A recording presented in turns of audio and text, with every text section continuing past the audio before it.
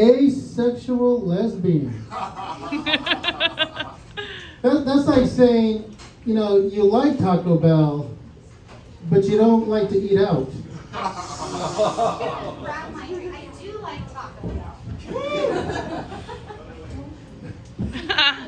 I mean, asexual lesbian. That's like saying I like the look of a hardwood floor, but I don't want to tear up any carpet.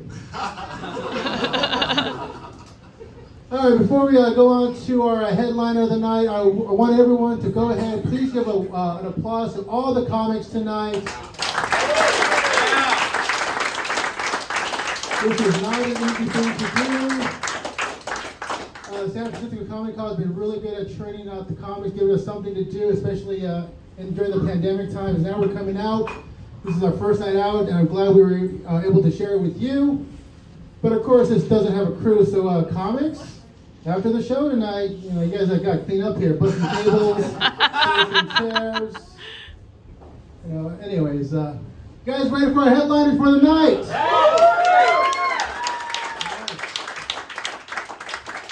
Our next comic, he is the host of the Father-Daughter Dance podcast, and he's also going to be the star of his own one-man show of the same name coming out this November. So everyone, please give it up for Tim Taylor! Oh, what's up? What is up, yo? Come on! I just want you to know that my kerchief matches the interior. What am I saying? Come on, give it up! Give it up! Give it up for Ruben, great host, huh? In the comics as well. I know it may seem like the comics on stage have issues, but I promise you, once they're off the stage, they have way more issues. I know them all personally. They have a ton of issues, and so do I. So let's talk about some of them, shall we? You guys want to hear about my issues? Woo! All right, good. You guys should be my therapist. So, no, my name's Tim Taylor. I'm originally from the Midwest. Woo! There was one person here cheering for the Midwest, and it's the Chinese lady named Zhao Lin. You would have been a star in the Midwest, Zhao Lin. No, so in the Midwest is diversity is defined as white people with brown hair and white people with blonde hair. That is diversity. Thank you. Thank you very much. Hi. What's your name? Pat. Yeah, Pat. You'd have been a diversity hire with that gray hair in the Midwest. Lovely. Where are you from, Pat? Aptos, Monterey. Aren't Aptos and Monterey two completely different places? What are you, God? You just exist in both. No, so I was there recently. I was actually in the Midwest recently, not seeing Pat in two different places. You know, it's an interesting area because it's very family oriented. My family's historic background is Italian Dutch, which means which is like every first date with me at Olive Garden. Thank you, Italian Dutch. It's non-stop breadsticks with me. Come on, ladies.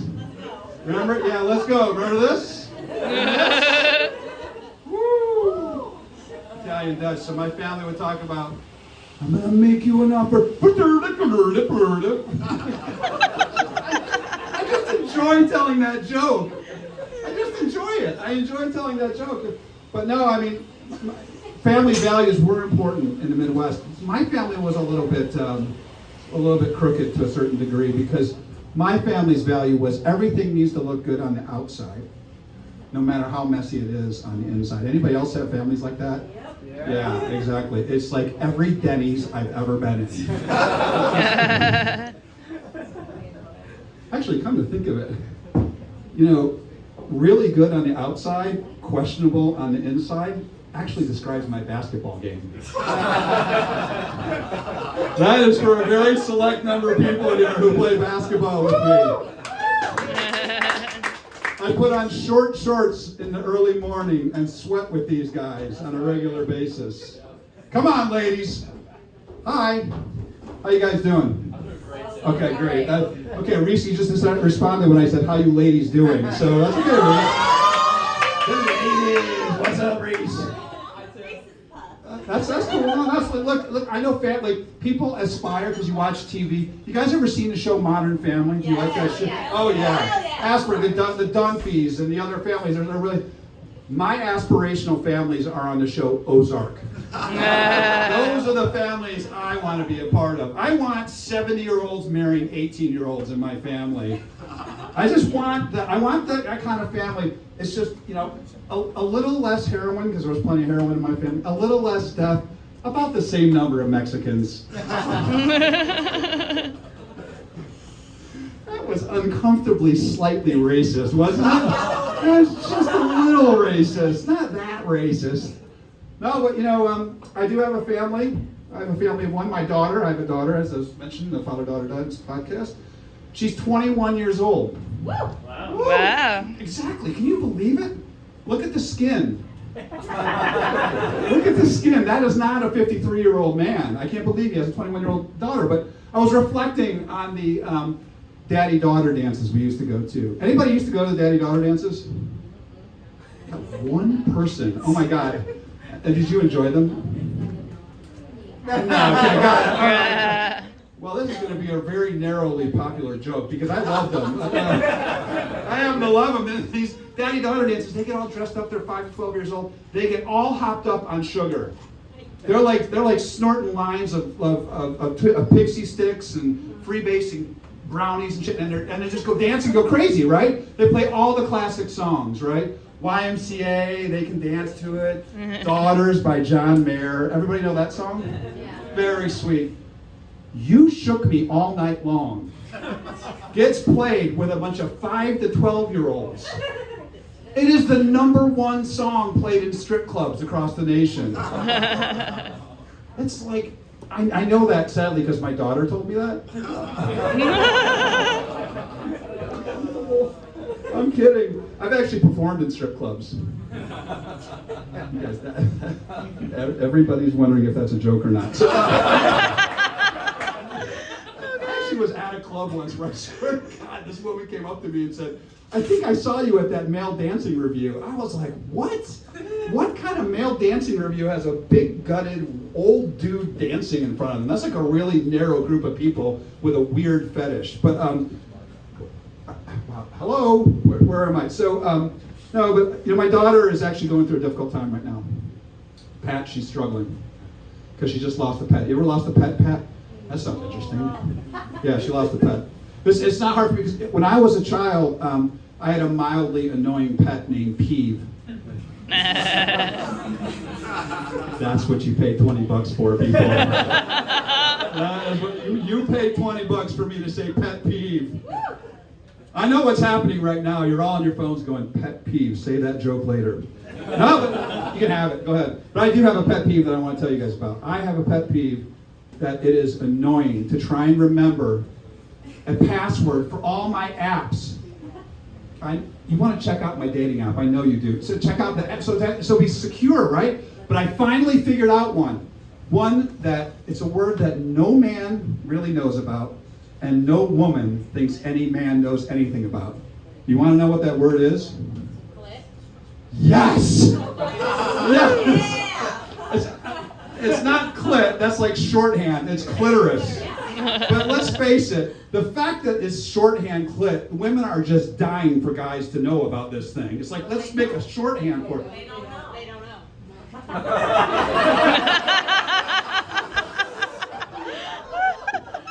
They don't know. That's why I'm never hacked. But let me tell you something. I know about the clit. I know about the clitoris. But so actually my security questions, it's like, what was the first car that you owned? Ford Clitoris? Oh, God. Make sure you check under the hood. So ladies, over here ladies, every man that laughed at that, they get it. Those are the ones to talk to after the show. They don't get it?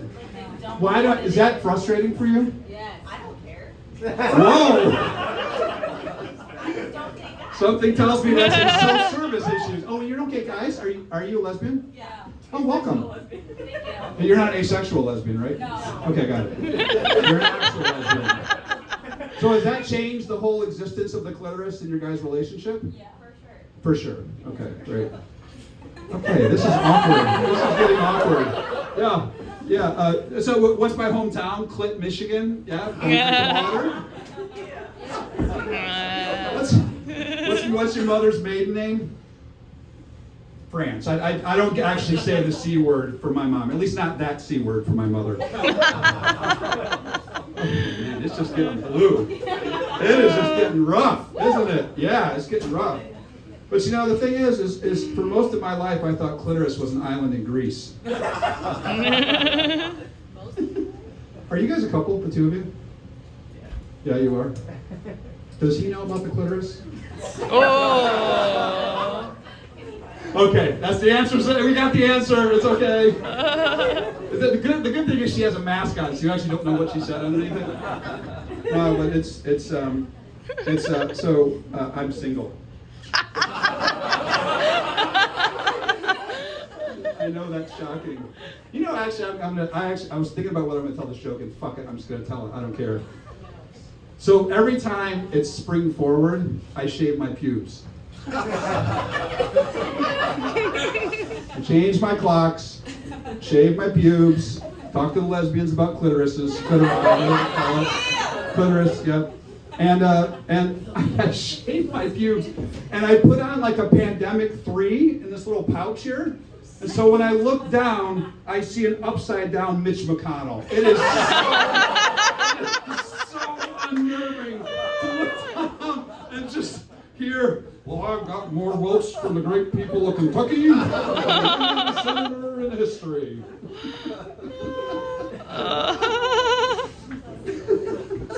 I'm really just opening it up here, aren't I? No, but I am single. I've actually, I was really lost sexually for a lot of years. I didn't know what was going on. Sex was a game with me. That game was tic-tac-toe. Because it was brief, predictable, and in the end, nobody won. Oh boy. Yeah, you know, it's this thing where I try and stay open-minded about it. I try and stay something about it. I was actually going to tell myself I wasn't going to check my notes, but I'm now going to check my notes. Let's see. So I'm right at the sex part. Anybody ever almost die here? Or have a near-death experience? I did die. Wait, are you dead now? No. You did die at one point? Yeah. Okay, so you had a near-death experience. So it's No, dead. it wasn't near. Okay, so you actually died. Yeah. Okay, can someone talk to him, please? Maybe the lesbians are gone. Find the clitoris.